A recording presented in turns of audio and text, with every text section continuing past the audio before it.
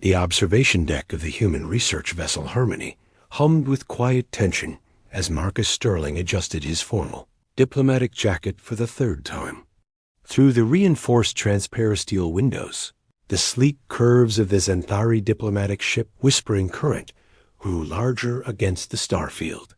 Its bioorganic hull seemed to pulse with its own inner light, a stark contrast to the mechanical precision of human engineering. "They're 20 minutes early," noted Tomas Rivera, Marcus's closest friend and fellow cultural attaché. He consulted his datapad with practiced efficiency. Classic power move.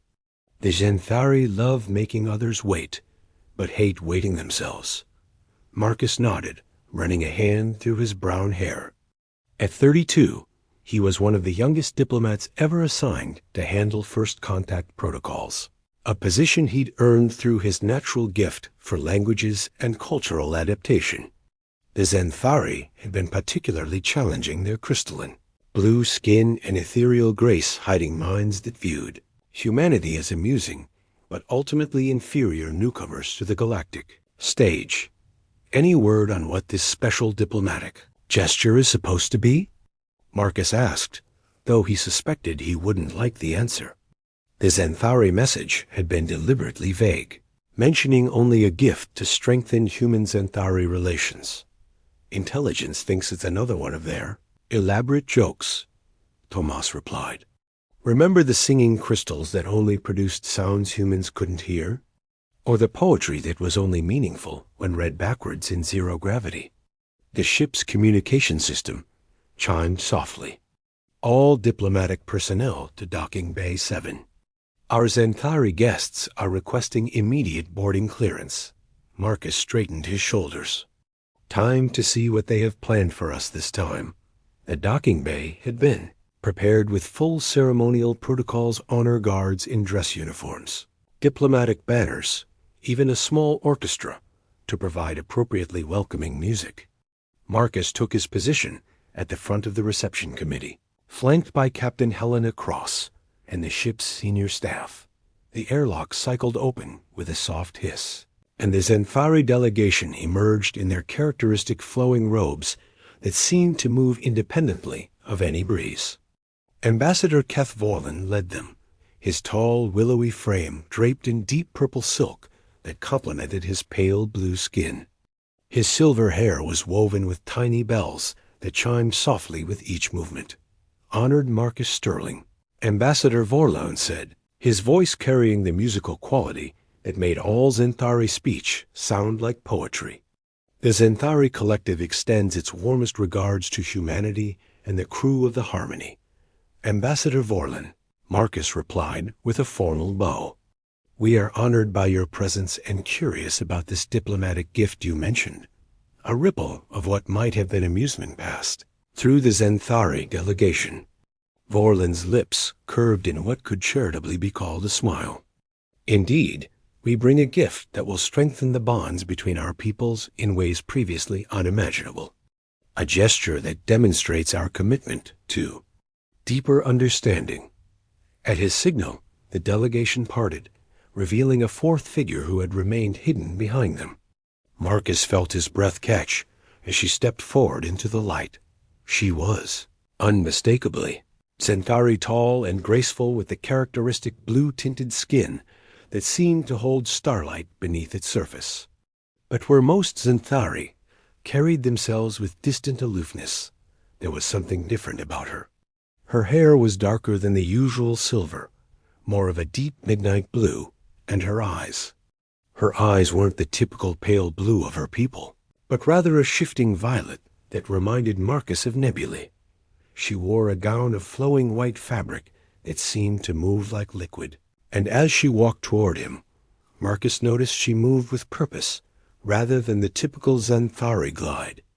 This was someone who made decisions rather than simply existing. Honored Marcus Sterling, Ambassador Vorlon continued, barely containing what was clearly amusement. May I present Zara Nimhai, daughter of the House of Dancing Lights. In accordance with ancient Xanthari tradition, she has volunteered to serve as a cultural liaison, and should you find her acceptable, as your bride. The silence that followed was deafening. Marcus heard Captain Cross suppress what sounded like either a cough or a laugh, while the honor guard maintained their disciplined stillness despite what had to be considerable shock. Even the orchestra seemed to miss a beat. Marcus understood immediately what was happening. This was an elaborate insult disguised as an honor. The Xanthari knew that interspecies reproduction was considered impossible. Their scientists had published papers on the genetic incompatibility. They expected him to either refuse, causing diplomatic offense, or accept and become a laughingstock throughout the galaxy. But as Marcus looked at Zara, he saw something the Xanthari delegation had missed. Behind her composed expression was a spark of intelligence, and unless he was very much mistaken, defiance. Her violet eyes met his directly, something no Xanthari had ever done in his presence, and he saw a question there. What are you going to do with this opportunity? Marcus stepped forward, extending his hand in the traditional human gesture of greeting. Zara of the House of Dancing Lights, he said, his voice carrying clearly through the docking bay. I am honored by your presence and touched by your willingness to bridge our cultures. The human race welcomes you not just as a liaison, but as an honored guest whose insights will undoubtedly benefit both our peoples. He caught the hand she offered, noting that her skin was warmer than he'd expected, and continued, if you're willing, I would be privileged to learn from you and share what I can of human culture in return. The disappointment on Ambassador Vorlan's face was worth all the complications this acceptance would undoubtedly bring. The Xanthari had expected shock, embarrassment, perhaps even anger. Instead, Marcus had turned their joke into a gracious diplomatic acceptance. Excellent, Vorlan said, though his musical voice had taken on a slightly strained quality. We have prepared the necessary documentation and ceremonial requirements. Zara will, of course, maintain her status as a diplomatic observer while fulfilling her other duties. As the formal reception continued around them, Marcus found himself studying Zara more closely. She played her part perfectly, the dutiful daughter fulfilling an obligation, but he caught glimpses of something else. The way her eyes tracked the human technology with genuine curiosity. The slight smile that touched her lips when one of the crew members made a joke. The careful attention she paid to human social interactions. Tell me, he said quietly, during a lull in the formal proceedings, are you really here just to serve as a bridge between cultures? Her violet eyes sparkled with what might have been mischief. That depends, she replied, her voice carrying a melodic quality that was distinctly Xanthari, yet somehow warmer than usual, on whether you're interested in building bridges or simply maintaining walls. As they were escorted to the diplomatic quarters that had been hastily prepared, Marcus found himself genuinely intrigued. The Xanthari had intended to give him a burden, a joke at his expense. Instead, they might have given him something far more valuable, a chance to truly understand a remarkable woman who clearly had her own reasons for being here. Behind them, Ambassador Vorlan watched with calculating eyes, already planning how to turn this unexpected development to his advantage. The diplomatic quarters assigned to Zara were elegant by human military standards. A sitting area with Earth literature, a bedroom with a view of the stars, and a private study space equipped with cultural exchange materials. Marcus stood at the threshold, maintaining proper protocol while watching Zara explore her new environment with genuine fascination. Your people favor geometric patterns, she observed, running slender fingers along the clean lines of a desk. Very different from Xanthari design philosophy. We prefer organic curves, shapes that mirror natural growth. Efficiency and function tend to drive human design, Marcus replied, stepping into the room at her gesture.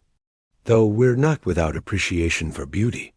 That painting, for instance, it's a reproduction of something called Starry Night by an artist named Van Gogh. Zara moved to study the swirling blues and yellows, her head tilting in a way that made her midnight hair catch the light. The brushstrokes suggest movement, emotion.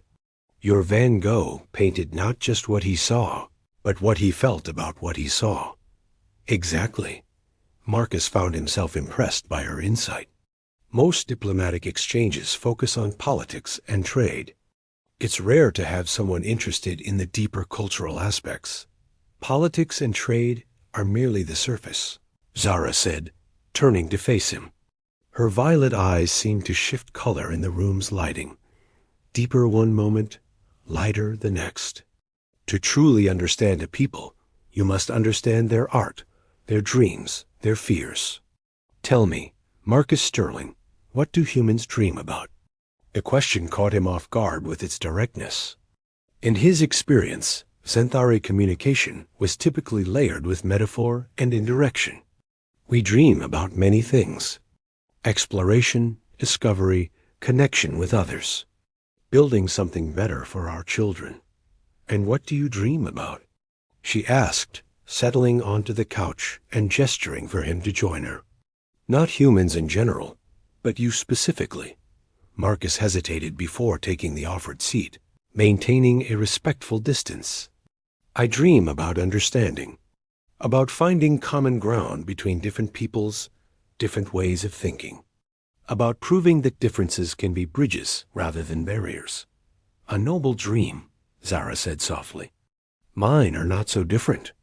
I study other cultures because I believe understanding prevents the kind of fear that leads to conflict. Study? Marcus picked up on the word.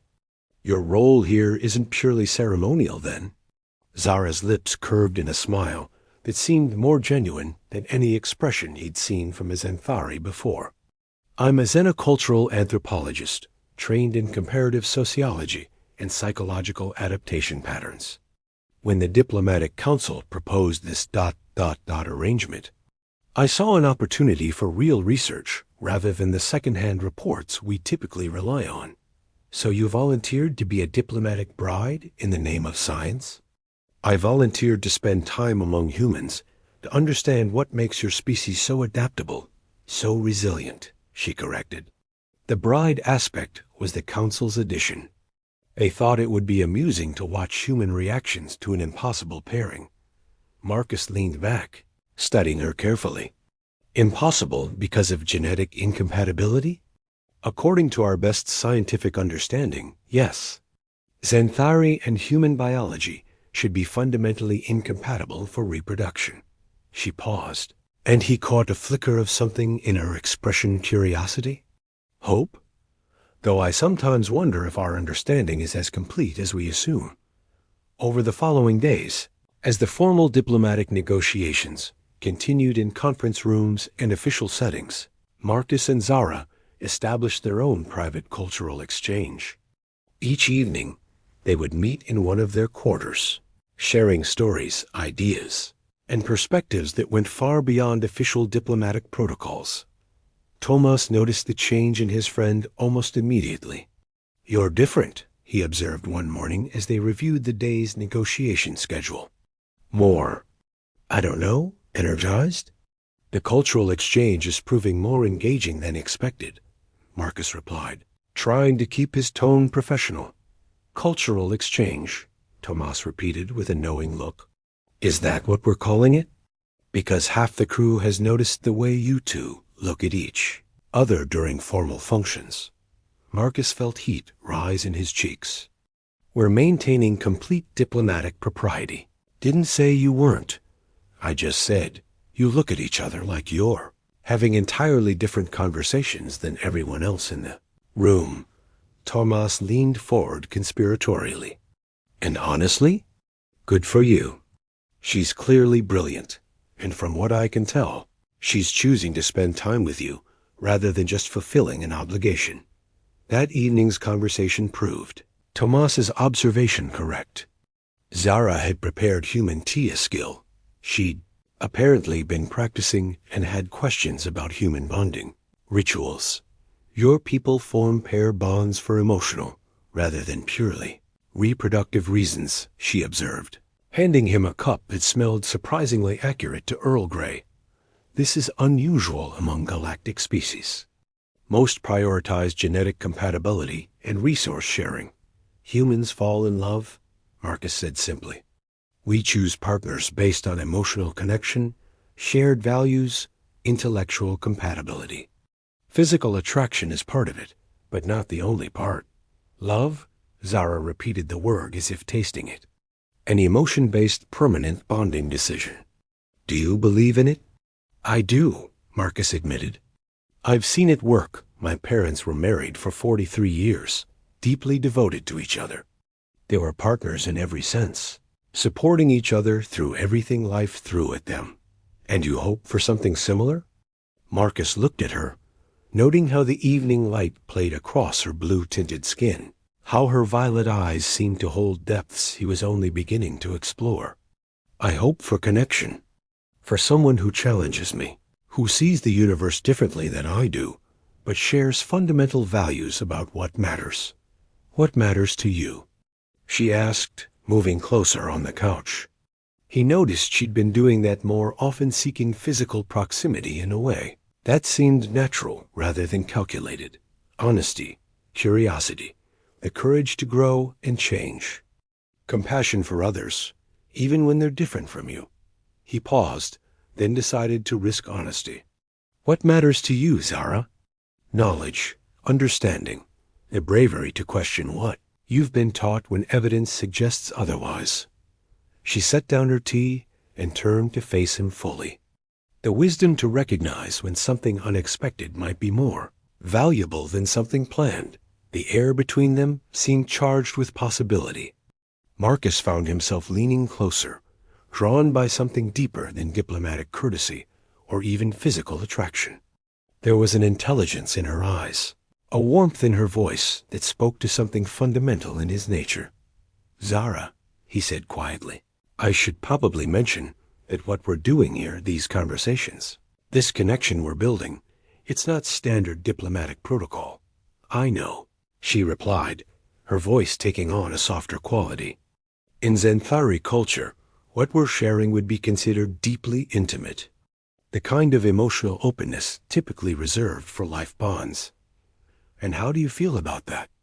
Instead of answering with words, she reached out and touched his face, her cool fingers tracing the line of his jaw. I feel like I'm discovering something I didn't know I was looking for. When their lips met, it was tentative at first, an exploration across species lines, across cultural boundaries. But the hesitation quickly gave way to something deeper, as they discovered that whatever separated their peoples genetically, it created no barriers to emotional and physical connection. Later, as they lay together in the soft glow of the starlight, streaming through her quarter's viewport, Zara traced patterns on Marcus's chest with her fingertips. The council believes this. Pairing impossible, she murmured against his shoulder. They're so certain of their scientific conclusions. What do you believe? Marcus asked, stroking her midnight hair. I believe, she said, lifting her head to meet his eyes, that impossible things happen more often than scientists like to admit. And I believe that some bridges are worth building, regardless of what others think about their structural integrity. As she settled back against him, both of them lost in the comfort of unexpected intimacy, neither noticed the small biomonitoring device on her nightstand flickering with readings that would have astounded Zenthari scientists' readings. That suggested her body was already beginning adaptations, that their entire scientific establishment deemed impossible. In the morning, they would return to their official roles, maintaining diplomatic decorum while the formal negotiations continued. But something fundamental had changed between them, something that would soon prove far more significant than either of them imagined. 2 weeks had passed since that first night together, and Zara had begun to notice subtle changes in her body that defied everything she'd been taught about Zenthari physiology. She sat in her private study, staring at the small bioscanner she'd brought for routine health monitoring, its display showing readings that made her hands tremble. The device registered cellular modifications occurring at an unprecedented rate. Her reproductive system, typically dormant except during designated breeding cycles, showed signs of activation and adaptation. Most startling of all, there were genetic markers present that shouldn't exist, hybrid sequences that suggested her body was somehow accommodating human DNA. A soft chime at her door interrupted her analysis. "Come in," she called, quickly concealing the scanner beneath some cultural research notes. Marcus entered. With 2 cups of the tea blend they'd been experimenting with, half human Earl Grey, half Xanthari moonleaf. The simple domestic gesture made her heart race in ways that had nothing to do with her current biological situation. "You missed breakfast with the diplomatic delegation," he said, settling beside her on the small couch.